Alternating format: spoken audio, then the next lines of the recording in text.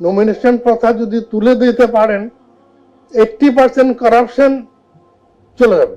ছাত্র ভাইদের কাছে অনুরোধ থাকছে, সত্যিকার গণতন্ত্র করতে হলে পরে ভোটারদেরকে ভোট পরিচালনার সুযোগ দিতে হবে এবং উপায় নাই। আপনি ডিসিদেরকে, এসপিদেরকে, হ্যান ত্যান এদেরকে ছাড়া কিছু করতে পারবেন না, কিন্তু তারা এখন গলার কাটা। আমার সময় কথা উঠলো, প্রথম একটা আলোচনা হলো যে ডিসিদেরকে রিটার্নিং অফিসার করা যাবে না। শাহাবুদ্দিন সাহেব গভীর রাত্রে আমাকে টেলিফোন করে বলে ডিস্ট্রিক্ট জাজদের করে দেন। আমি বললাম যে কি আপনি কথা দিচ্ছেন? হ্যাঁ, যাদের ইলেকশন তারা ধরছে।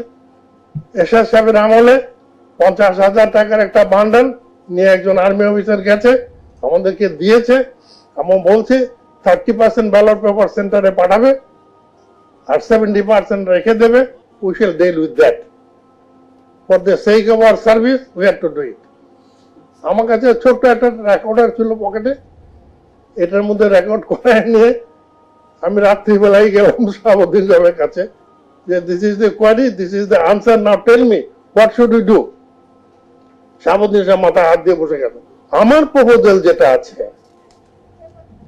সেটা হচ্ছে ভোটারদেরকে তৃণমূল পর্যায়ে ভোট পরিচালনা করার, ভোট সংরক্ষণ করার, ভোটের রেজাল্টটা নির্বাচন কমিশনে পৌঁছে দেওয়ার ব্যবস্থা করবে। যতদিন পর্যন্ত এই নমিনেশন প্রথা থাকবে অতদিন পর্যন্ত কোনো করাপশন মেটানো সম্ভব না। পিআর সিস্টেম অর্থাৎ প্রপোর্শনাল রিপ্রেজেন্টেশন সিস্টেম, হ্যাঁ এটা ইউরোপিয়ান সিস্টেম, ইউরোপের থেকে এটা উদ্ভব হয়েছে এবং সেখানে ওই মিনিস্টার সিস্টেমটা ছিল, সেখানে আস্তে আস্তে তারা ইমপ্রুভ করতে করতে এটা এনেছে। এই পিআর সিস্টেমটা বাংলাদেশি সিস্টেমের মধ্যে এনে ওই জিনিসটাই এখানে দিতে হবে, যেন লোক পার্টিকে ভোট দেবে, প্রার্থীকে নয়।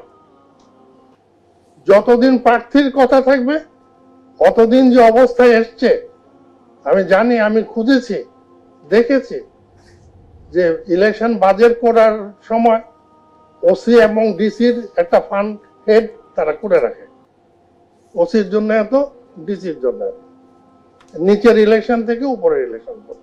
তো তোমাদের ইয়ে দেখে আমার মনে হচ্ছে যে আশার আলো এসছে, আবার নতুন উদ্দীপনায় কিছু কথাবার্তা বলি।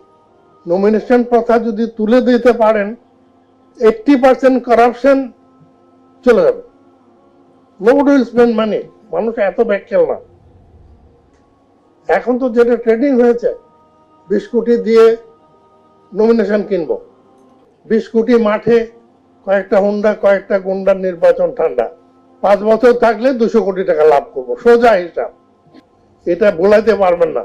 বলে স্যার আমি তো প্রিজাইডিং অফিসার ছিলাম, কে ভোট পাইলো না পাইলো তার জন্য আমার দেখার কিছু নাই। এই যে মনোভাবটা, এই patriotism, the sense of responsibility, সেটাকে যদি আমরা ব্যবহার করতে না পারি, আন্দোলনের ছেলেরা এত সমস্ত কিছু করেছে, বারে বারে আমরা স্বৈর শাসককে তাড়াচ্ছি, বারে বারে আন্দোলন করছি, কে স্বৈর ছিল না?